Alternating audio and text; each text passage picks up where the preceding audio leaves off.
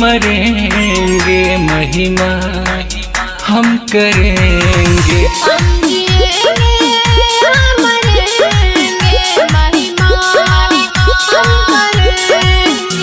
जिएंगे या मरेंगे महिमा हम करेंगे।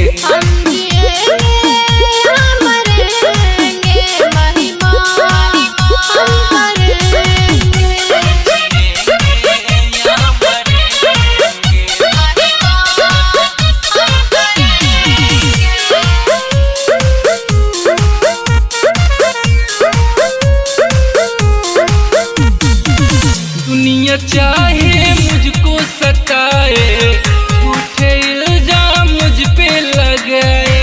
दुनिया चाहे मुझको सताए, झूठे इल्जाम मुझ पे लगाए।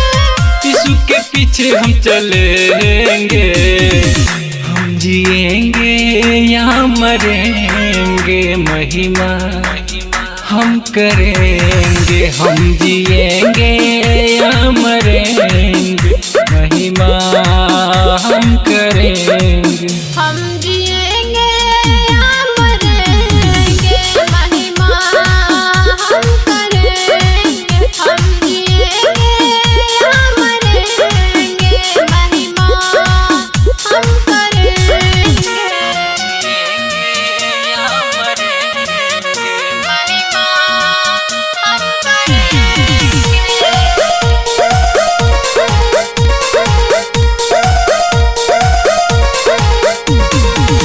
पापी बंदे सुन ले वचन, आके फिरा ले तू अपना मन।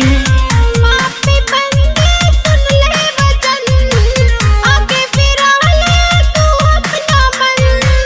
पप्पू क्षमा वो करेंगे, हम जिएंगे या मरेंगे महिमा हम करेंगे। हम जिएंगे या मरेंगे महिमा हम करेंगे। हम जिएंगे या मरेंगे महिमा हम करेंगे। हम जिएंगे या मरेंगे महिमा हम करेंगे।